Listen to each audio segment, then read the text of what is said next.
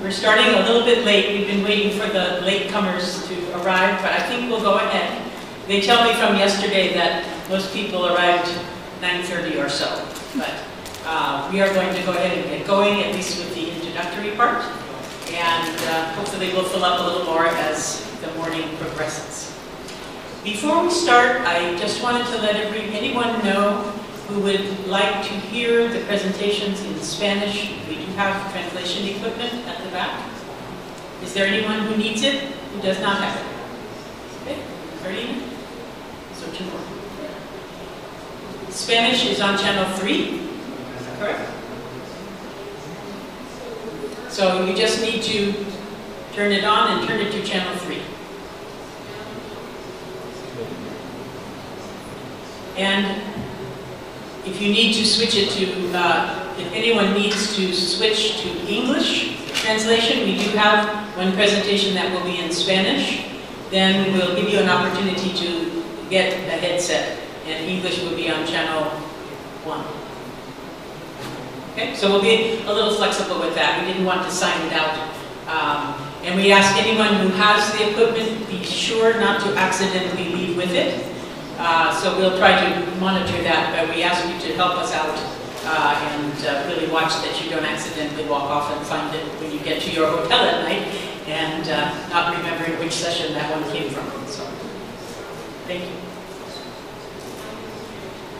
So I would like to welcome you all to our session, Climate Change, REDD+ and Adaptation, Meeting the Training Needs of Indigenous Peoples and Local Communities. And we have a very busy day. This is a day-long session. We are hoping that you will all be able to be with us for the entire day. We have some very interesting sessions in the afternoon, but our job is to make you so interested and so excited about what we are doing that you would dream of going to another session. So I'm confident that that will happen. Some logistics before we actually begin. We do have lunch coming at 1 o'clock. So lunch will be served here in the room, so you don't have to face the challenges of going out and trying to find something in the hotel or nearby. There are coffee breaks I believe at 10 and at 3. It's on the agenda. They are served in the lobby and are complimentary, so we will break at those times so that you can all have a break and have some coffee. So to begin our event, this event is being organized, as I think you've seen when you signed up, by a group of NGOs. We've all come together and partnered in putting this event together. All of us work on climate change capacity in one way or another, either on mitigation or adaptation or both. And we felt very strongly that it was important to take the opportunity at an event like the WCC to try to bring everyone up to date on some of the current work related to capacity building. What are the tools that are out there? What are the approaches that, at least in our work, we are taking? And also to take the opportunity to understand from you some of your perspectives. Figure out this. So what I would like to do for this introductory session is first introduce all of the other organizers, and then spend a little time just talking about what it is that we hope to accomplish for the day. So let's start first by introducing ourselves, and I'll start by introducing myself. I'm Susan Stone. I work with Conservation International's Social Policy and Practice Department. I'm based in Washington, D.C. I actually live in Portland, Oregon. In the digital age, many of us, I think, don't necessarily live in our home office. And many of us travel quite a bit, so we have our virtual offices. I have been working in the capacity building area for most of my career, one way or another. More recently, looking at the needs and tools that will help the indigenous peoples and local communities who need to understand REDD and adaptation to have the materials that they need to encourage and support effective participation. Next, I would like to ask Jeff Hayward to introduce himself. Hi, I'm Jeff Hayward. I'm the Director of the Climate Program with the Rainforest Alliance. I'm based in our office in Washington, D.C. I'll tell you more about our program in just a bit. It's a pleasure to be here.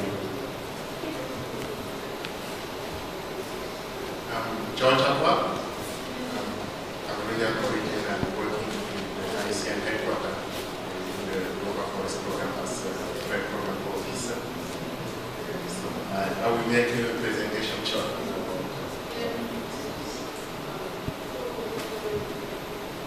Good morning, my name is Luis Barquin. I work for Conservation International for the Social Policy and Practice Department. I work on capacity building and stakeholder engagement. I'm based in the US, in Washington, D.C.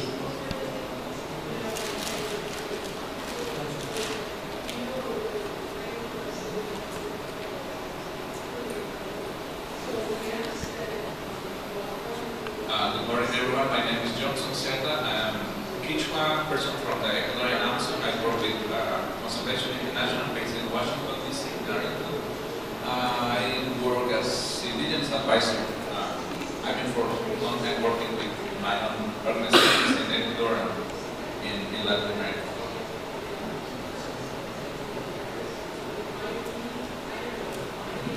Buenos días, mi nombre es Yada de Mendoza, de Nicaragua, del Centro para la Autonomía y Desarrollo de los Pueblos Indígenas, y estamos contribuyendo en los procesos de autonomía, desarrollo de territorialidad y manejo de la biodiversidad de los pueblos indígenas.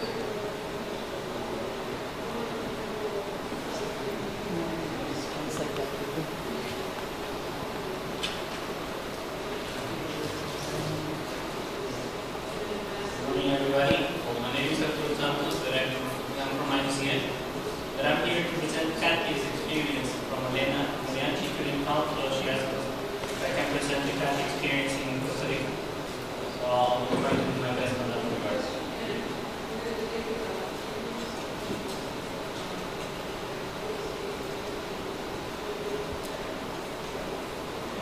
Thank you. I think the organizers are not quite outnumbering the participants yet, but I'm sure that that's going to change.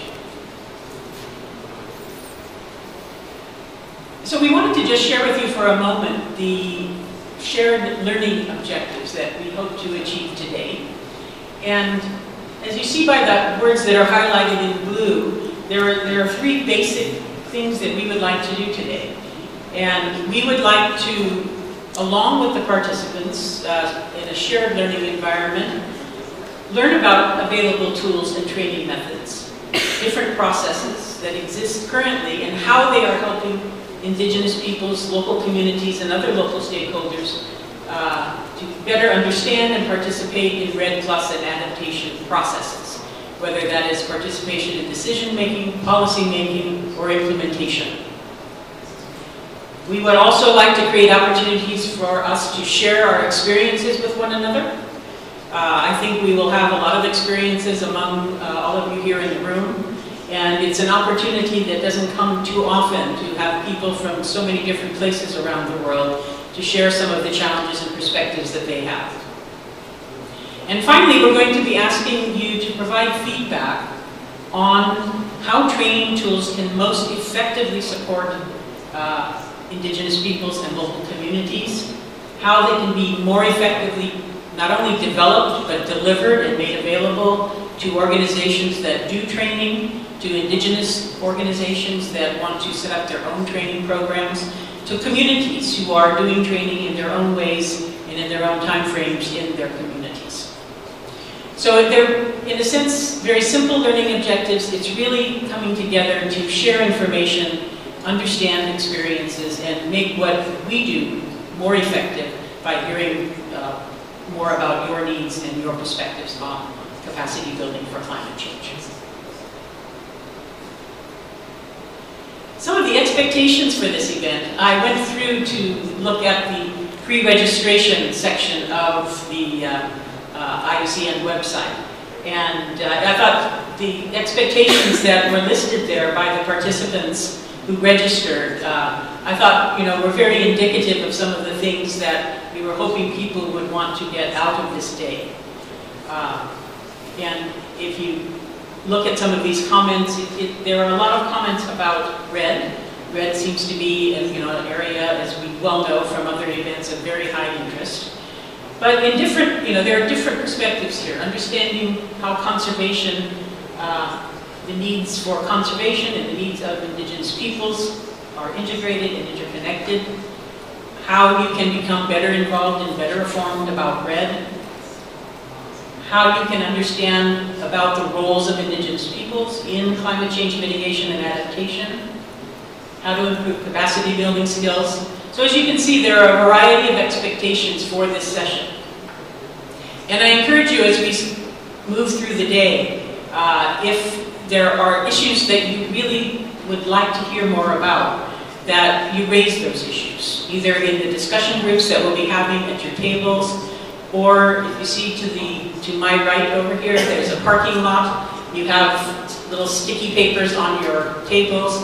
If you have questions that come up, that you think of after a discussion may have moved on, please jot them down, put them up on the wall, and then we will come back and revisit those questions at different times during the day. So we want to be sure that we create every opportunity to capture those messages or those comments or questions from you. Just to give you a very brief overview of what we have planned for the day, there are a few copies of the agenda on each table. We are trying very hard to abide by the IUCN's paperless Congress, so we try to resist printing out too many things. So there are a few copies on the table. We have two sessions. We have the morning session and the afternoon session.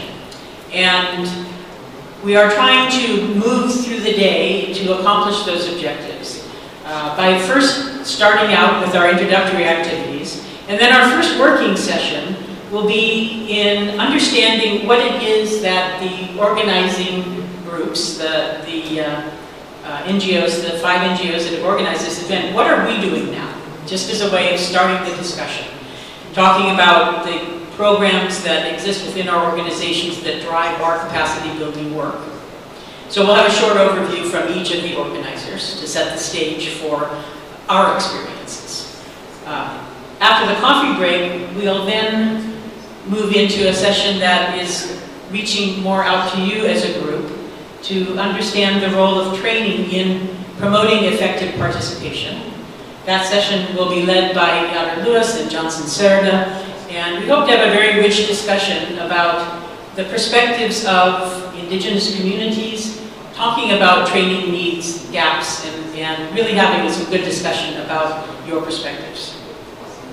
We'll break for lunch at 1 o'clock, and then come back at 2. And in our afternoon session, we'll start with a set of kind of snapshot or mini sessions, actually presenting existing tools and how they work.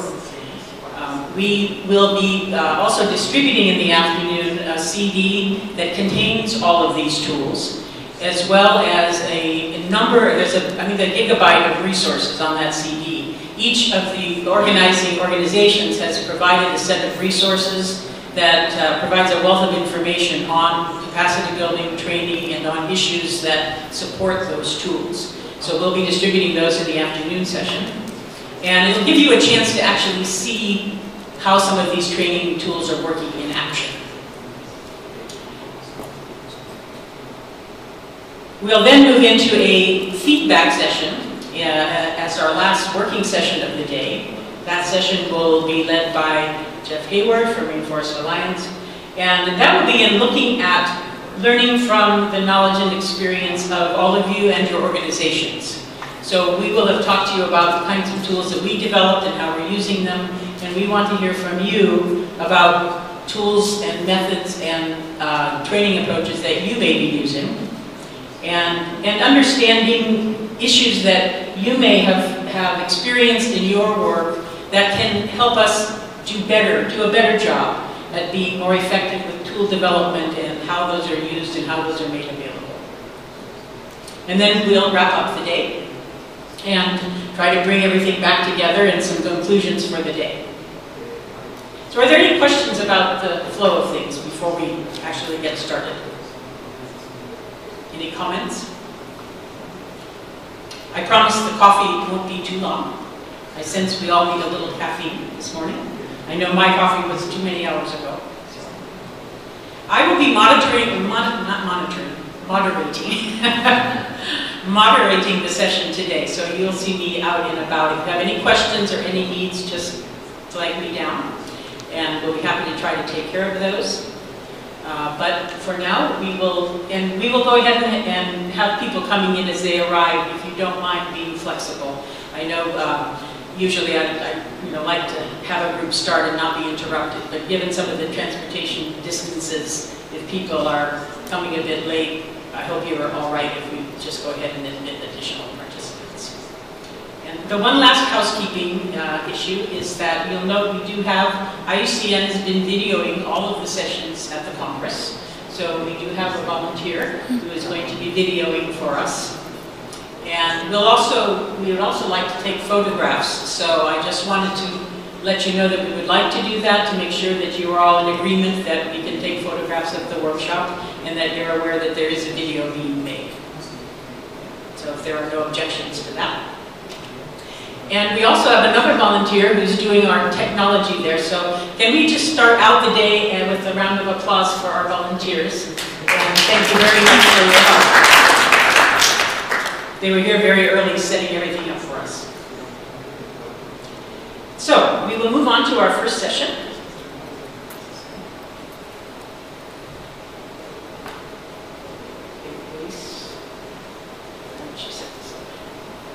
Sorry, it takes me at least 2 days to figure out new technology methods.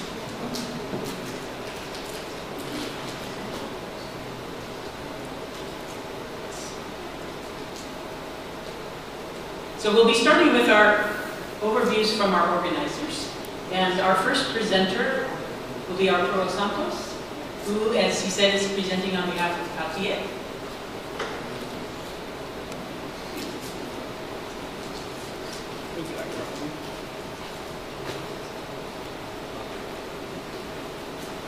Good morning, everybody. Two things. One, my native language is not English, so I try my best here. And secondly, I work for IUCN and not CATIE. But I work directly a lot with Elena. We have shared a lot of experience within the region. And due to timing, she couldn't come, so she asked me, and I will try my best to try to share with you what CATIE is doing within the region. As you know, CATIE is the Agronomical Center for Research and Higher Education. But they work in different levels, advising government, non-government organizations, indigenous groups, and they work in formal and informal education, trying their best in order to improve knowledge within the region.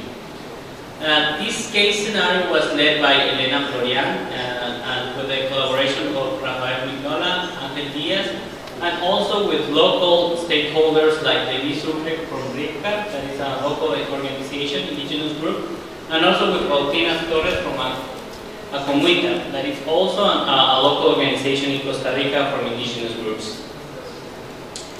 The context of this presentation is divided in four basic targets. One is a general introduction with you in order to try to contextualize the region. The second is the National Red Strategy of Costa Rica.